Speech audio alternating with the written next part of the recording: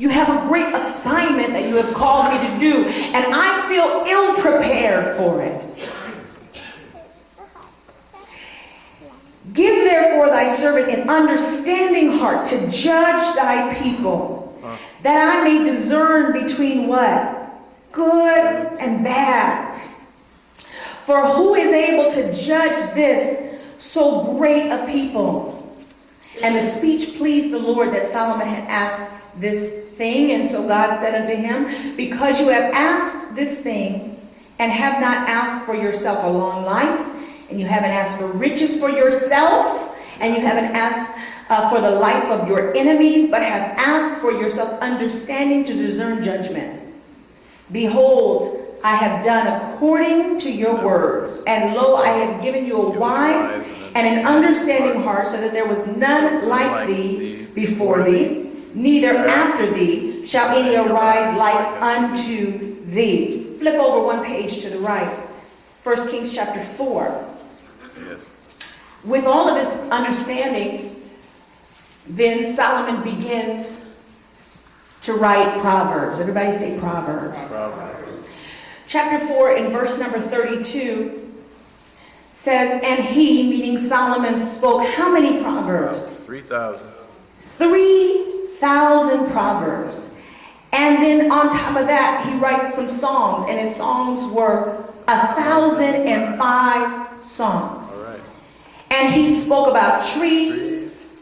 He spoke about the cedar tree that is in Lebanon, even the hyssop that springeth out of the wall. So he's talking about the plant kingdom.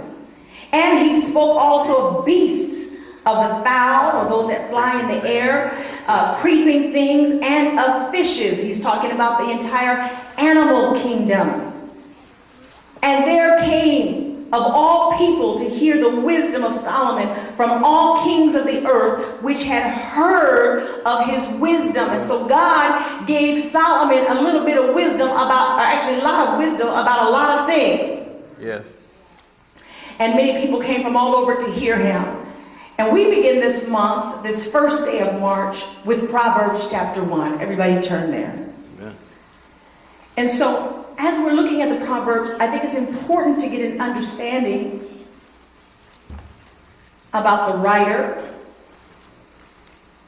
about the fact that he loved the Lord, about the fact that he had the humility to say, Lord, you've given me an assignment that I don't know my way around in, and about what God did when he was honest with God. Now, I alluded to it during the offering time, but I believe that one of the biggest problems in church is that we are not honest. We are not honest with each other because so oftentimes we are putting on a show for each other. We are not honest with God. And so when he is pulling at our heart and telling us to do something or talking to us about repentance, we reject it. But he says, in the day that you hear my voice, harden not your heart. And I think that worst of all, we are not honest with ourselves. We look at ourselves in the mirror and walk away as if there needs to be no changes, can be no improvement at all. Tell somebody, I'm not fooling myself. I'm not fooling myself. I need God. And so we have to make some changes, some adjustments. And the Proverbs are heavy-hitting short statements. Sometimes they even come across real rude, like just short and sweet or short and rude, but boom, there it is. Take it or leave it. Do it or don't do it. But it's the truth anyhow. He gives them to us real small, real fast, real short. But it's truth.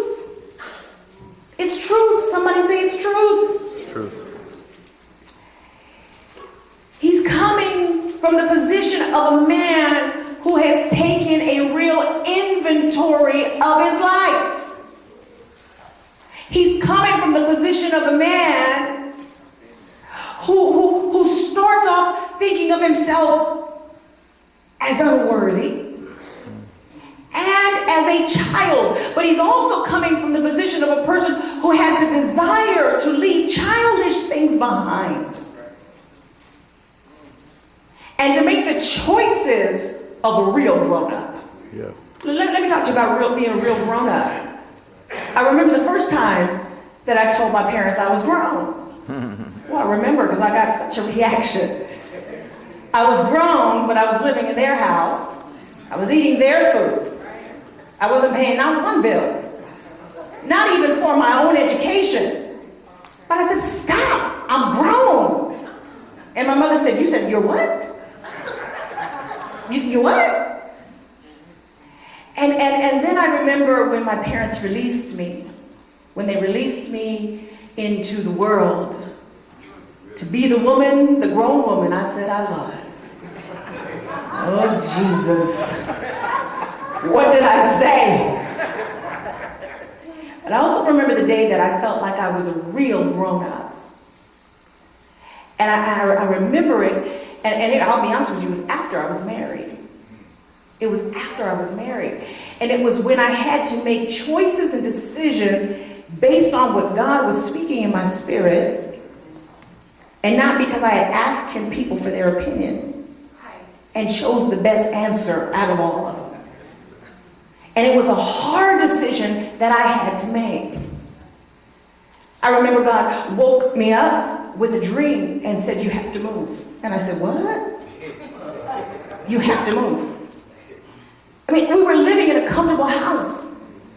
We had 3 bedrooms. It was a nice neighborhood. And we had 3 kids at the time, and the Lord said, you have to move. I don't want to move. And I don't know where I'm going. And I'm happy here. No, you have to move. And I woke up in tears, and I told my husband, the Lord says, we have to move. And he says, I know, because the Lord's been speaking to me too. I was just waiting on you. I felt like a real grown-up, because I had made a decision for the first time in my life, and I never picked up the phone and asked my mother, should I leave this place? I never picked up the phone and asked my father, should I leave this place? But God, in his wisdom, dropped in my spirit something that was so pure and so in him that it was undeniable, and it was scary. Can I just tell you the truth? It was scary. But I had to do it because I know I had heard his voice. And I felt like a real grown person because I was no longer thinking like a child. Now, in one day, in one 24-hour period, they say that adults make 35,000 choices. Wow. 35,000 choices. Wow. From the time you woke up to the time that you go to bed tonight. If you're grown, you're going to make about 35,000 choices. One of them was what time to get up out of bed this morning. Whether or not to be on time for church. Whether or not to go to church. Right? You decided what you were going to wear. And you all look cute, by the way. You look good. Gentlemen, you look handsome. Ladies, you look good. But you made a choice about what you were going to wear if you were grown. Now, after I got dressed this morning, I went down the hall to my kids' room and said, what are you wearing? To them, it may have sounded like a choice until I started vetoing all the things they showed me that they were wearing. No, you're not wearing that. You're not leaving the house like that. Please change those shoes. Please. Please. God help me. Please. I told my son, I said, when you leave this house, you represent me and your father, and you're not walking out of this house in any kind of way. So you change that shirt, you straighten up, you tuck it in, and you look right. So he didn't have the choice to go out looking like a bomb. Because he's my son, I'm making the choices for him. My daughter, she wanted to wear some other dress. I said, you're not wearing that. That's fancy. We just dress warm. Be warm. And so, as an adult, I have about 35,000 decisions to make in a day. Versus the decisions that a child makes. In one day, they say that a child makes about 3,000 decisions. About 3,000 decisions in a day. Why? Because somebody else is making those decisions for them. And so the Proverbs and instructions of the Proverbs